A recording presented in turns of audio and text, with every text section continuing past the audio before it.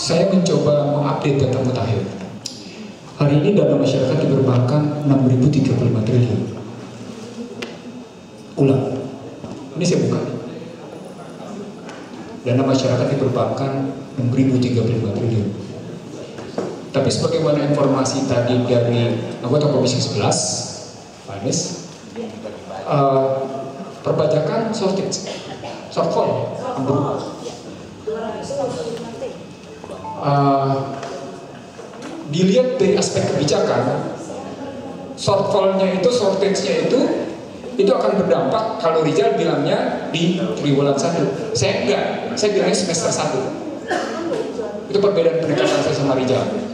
Rizal bilangnya di semester 1, di triwulan 1, gue bilangnya semester 1. Artinya kekurangan pendapatan 245 triliun itu dia akan berdampak pada triwulan 1, triwulan 2. Maka digenjot tadi, misalnya mau dinaikin ngejelasin sekilas. Ini gue menjawab pertanyaan lo, tunggu. Pas, dijawab dengan utang. Lalu dia tanya, orang miskinnya gimana? Nah, di sini kita beda. 640 triliun dipakai untuk pinjaman itu ternyata tidak mampu mengatasi. Terbukti nilai tukar tetap jatuh. Indikator pasti kampret. Terus yang dari Pak Musi bilang, udah kalau mau balik lagi ke Washington, balik aja. Washington lagi memvonis Indonesia dari negara berkembang ke negara maju itu vonis. Semua indikator tidak terpenuhi. Gimana sih logika? Gitu loh. Artinya sesungguhnya lu akan kesulitan ekspor lo kesana akan lebih mahal, lu akan punya daya saing, inovasi lo ambruk, gitu loh. Lu butuh uang lagi, gitu. Sekarang kita tanya, begitu orang miskin gimana?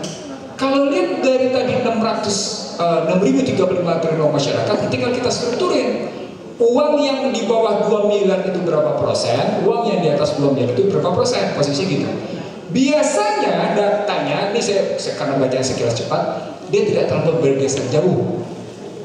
Yang pasti yang kaya makin kaya, gitu ya. Artinya jumlah orang kaya ini makin sedikit di jumlah rekening, gitu ya. Tapi jumlah penguasanya naik.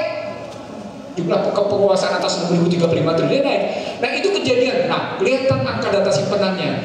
Dari 2018 ke 2019 terjadi penurunan angka simpanan dari 9,5% growth-nya turun 6,5%. Benar angka gua bahwa sejak 2017 terjadi namanya penurunan daya beli yang ditutup-tutupin. Gitu logikanya. Jadi ada konsistensi angka yang terjadi penurunan di perbankan sama penurunan daya beli. Pergi kita ke pasar, tanya deh sama distributor besar. Naik turun 45%. Ah gila. Satu lagi naik turun 42. Naik turun 41. Ya Allah ya Tuhanku. Semua main distributor untuk barang retail dari 2018-2019 per hari itu ambruk.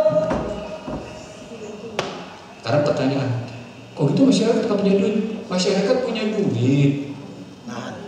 Cuma dia jaga-jaga hati-hati dari situasi harga barang yang tidak stabil. Ketemu teorinya, price stability is public goods. Saya ulang Bapak Ibu sekalian. Price stability is public goods. Bahwa stabilitas harga itu adalah hajat hidup orang banyak.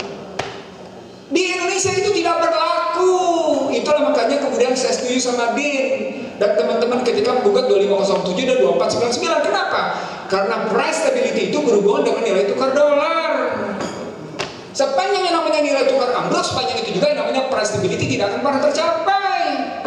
Itu logika berpikirnya. Bangga Din. Gue bilang otaknya kemana manusia? Padahal di Amerika sana itu ketika bicara price stability dan good governance as a public goods, lu suka tidak suka lu nggak bisa mundur. Bahwa price stability itu harus diberikan kepada masyarakat. Nah, yang punya duit si masyarakatnya, enggak, kita belajar secukupnya aja. Di situ muncul terminologinya NDB. Coba, Indonesia terancam dari rentan miskin menjadi kembali miskin. Jumlahnya berapa? 115 juta orang. Balik ke dalam tudingannya namanya kenaikan negara maju. Kalau Kalau begitu gue nggak bisa dong pakai angka $0,9 sebagai batas kemiskinan. Gue pakai angka Amerika dong $3. Iya dong, fair dong. Loh, ADB baru pakai $2. Kalau gue pakai $3 bukan 160 juta miskin. Loh, balik lagi sekarang. Kalau gitu gue pakai apa nih? Pakai struktural atau pakai kultural? Kalau pakai kultural, orang miskin di desa itu hidupnya guyup. Hidupnya guyup. Lo nggak percaya kali ya namanya tukang petani itu, petani yang lagi mancul, petaninya tuh lagi mancul di pesawat, itu sambil mancul ini gue melihat, karena gue baru dari Garut. Oh, kampung saya itu bang. Telepon. Mana telepon? Lo gila kan? Karena pertanyaan surplus hasil telepon kemana larinya?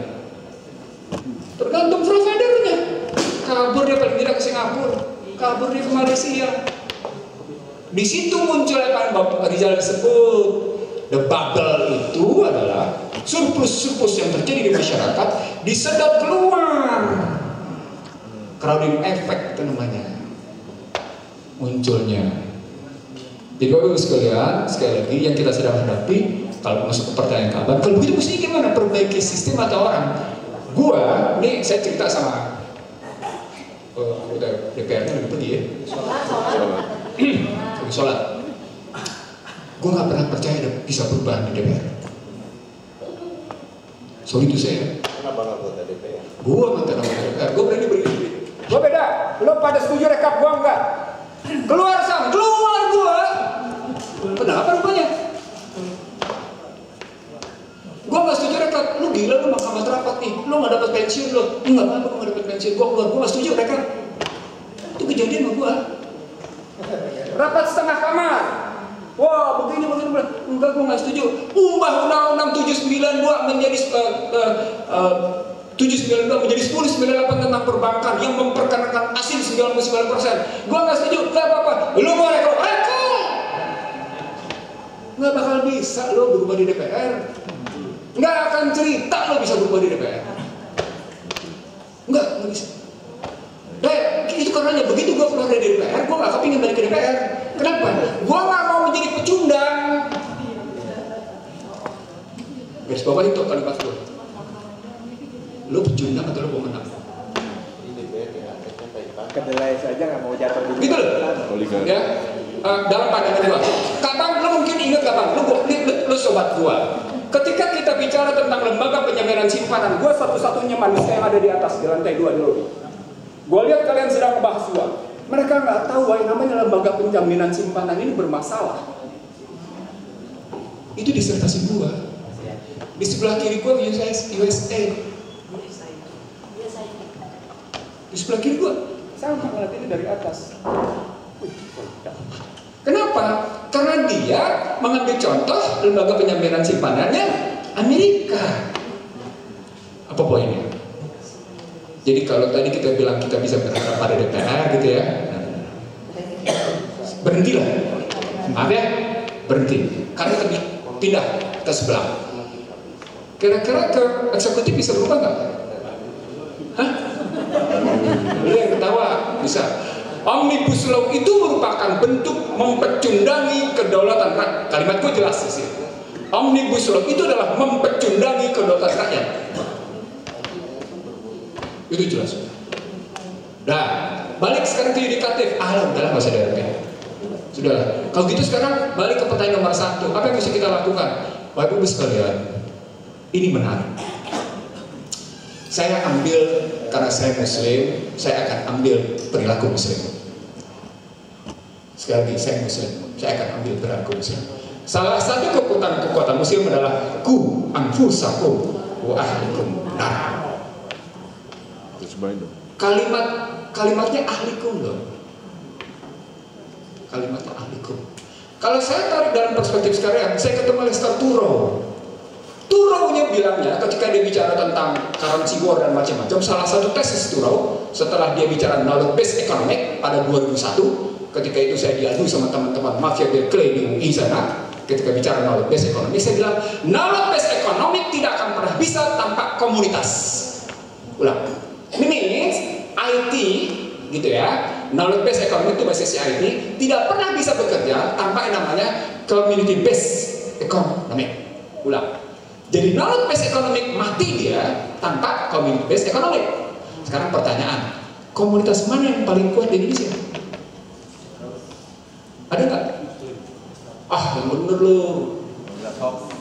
Gue mantan komisaris, mantan dewan pengawas KS 121. Gue keluar dan gue mundur. Gue punya latar belakang.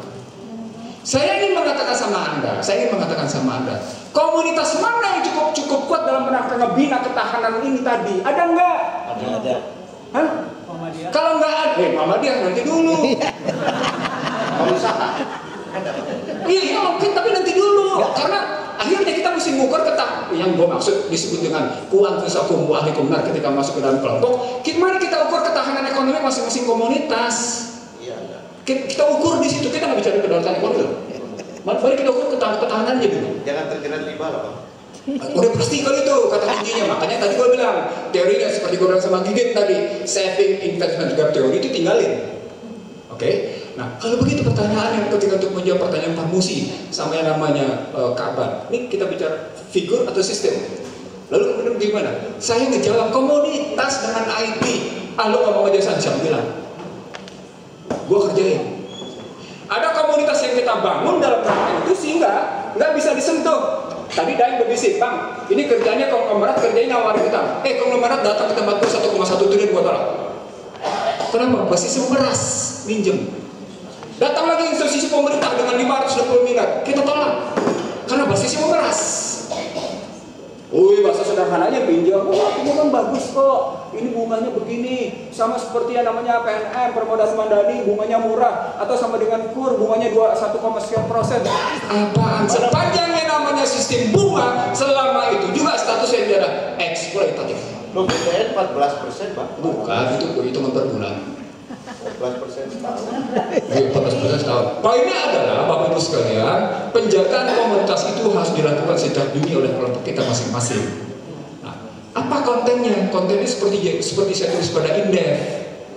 Mari kita bedakan kualitas barang publik, komoditas publik, komoditas komersial dan komoditas wasi. Hingga hari ini, per hari ini, pemerintah dan ini diakui oleh Mahkamah Konstitusi dan ini penyimpangan korupsi. Hingga hari ini pemerintah Republik Indonesia bersama rakyatnya gagal merumuskan mana yang disebut dengan public goods, mana yang disebut dengan commercial good, mana yang disebut dengan kuasi. Ya. Nah, kalau kita mau selesai korupsi, versi dulu di situ, lalu kemudian kita atur pasarnya secara ekonomi, sehingga kita mengatasi 5 hal. Penutup saya pulang. 1, kita mengatasi ketidakjujuran. 1 kata kunci. 2, sebenarnya ada di paper 2. 2, mengatasi keserakahan. 3, mengatasi persepsi sehingga orang tidak main-main pada tingkat inflasi dan suku bunga. Inflasi dan suku bunga pada hakikatnya adalah persepsi. Ya, ulang. Pertama, mengatasi ketidakjujuran atau kita tegakkan kejujuran. Yang kedua, kita bicara tentang bagaimana mengatasi keserakahan dan itu pakai IT. Yang ketiga, kita mainnya namanya real, tidak lagi bermain-main namanya persepsi. 3, 4, kata kuncinya mengajarkan pada orang tentang tadi kalau Saganda bilang enough is enough. Ada kesabaran. Saya dalam riset saya yang baru saya lakukan ke beberapa daerah dalam perjalanan saya kemarin, gitu ya, saya melihat masyarakat itu punya istilah kerennya, punya resilience policy, gitu istilahnya, bahasa kerennya, punya resilience policy jauh lebih dasar dari pemerintah Republik Indonesia. Daya tahan. Wah, dia punya. Tadi angkanya udah gue sebutin, dan itu saya lihat di lapangan. Dari zaman Nuh Posisi, ya. Jadi ada kesabaran. Terakhir yang kelima, gitu ya. Jadi kalau ada beban, dia bersabar. Kalau dia punya kelebihan, dia bersyukur. Apa poinnya atas korupsi? Bapak Ibu sekalian, pergerakan Indonesia maju patut menelurkan sikap bahwa tahta dan harta bukan ukuran kesuksesan. Terima kasih. Assalamualaikum warahmatullahi wabarakatuh.